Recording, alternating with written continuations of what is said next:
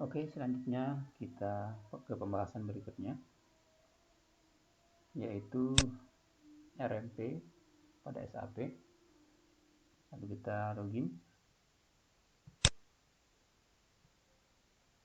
kita pilih PRD untuk transaksi, tapi ini saya uji coba di QA.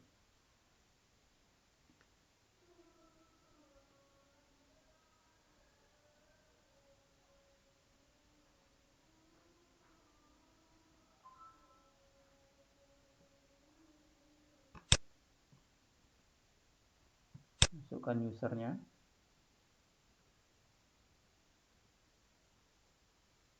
passwordnya, enter.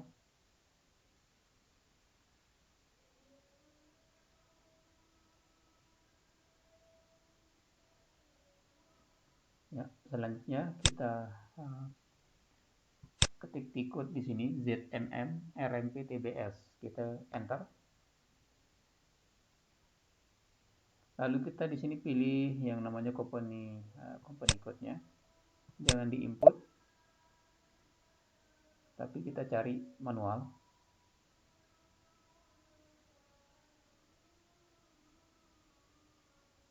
Satu contoh A300.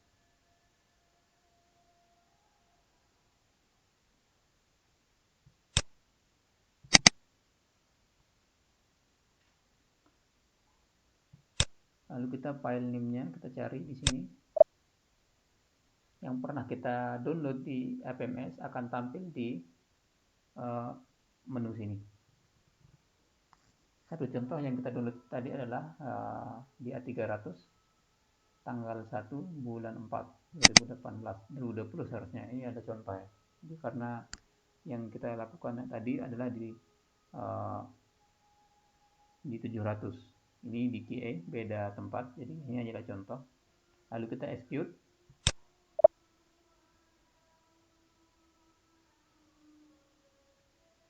Maka akan tampil semua transaksi yang kita download dari APMS.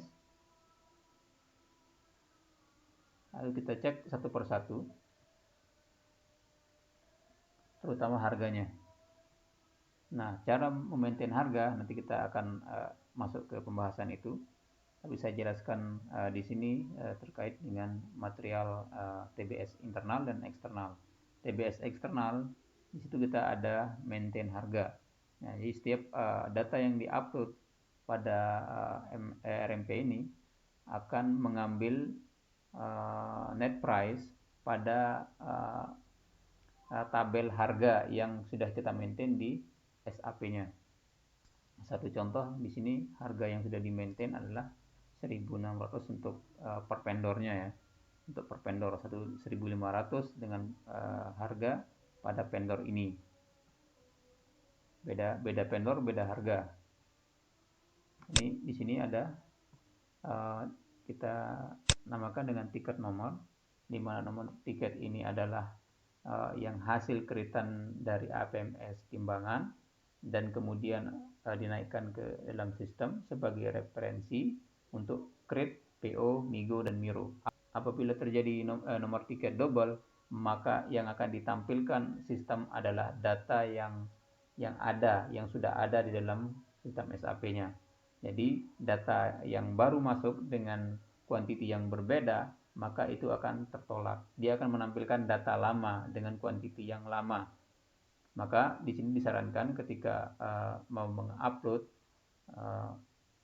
maka harus disetting dulu di file teksnya, di file template-nya, ditambahkan R di belakangnya sebagai pembeda antara yang diupload lama dengan yang diupload baru itu berbeda, dengan satu syarat sesuai dengan kebijakan manajemen pabriknya masing-masing. Jangan kita hanya merubah seenaknya, jadi ada prosedurnya.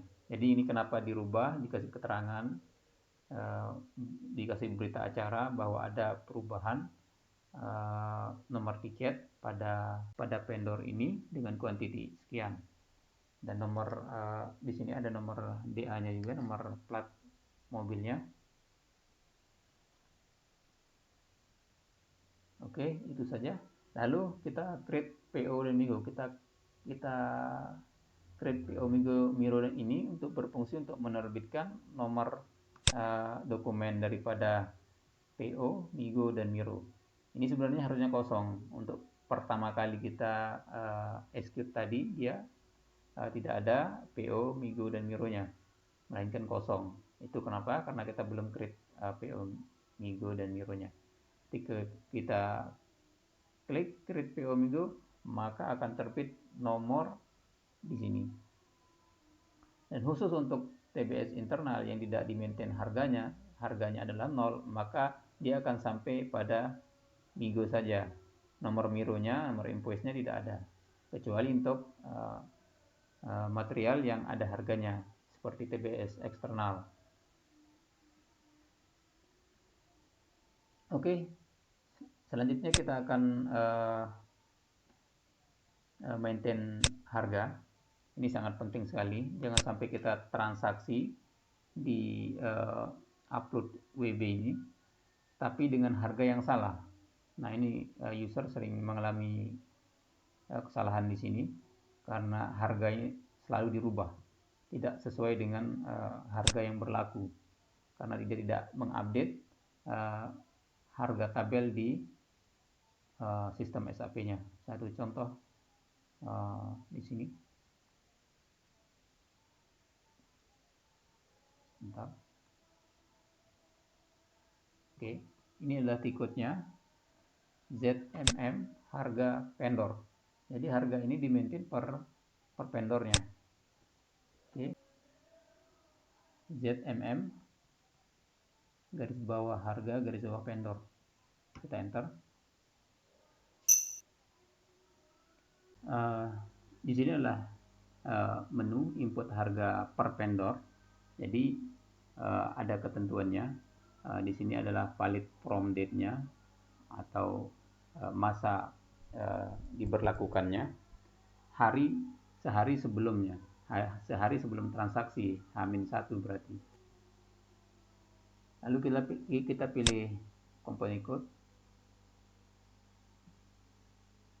Kita pilih company code A300, lalu plannya A310, vendornya, satu contoh,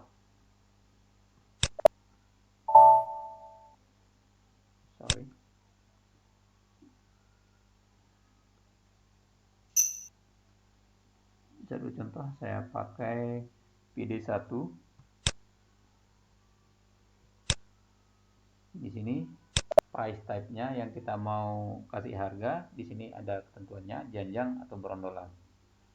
Di sini saya pilih janjang pada vendor PD10001.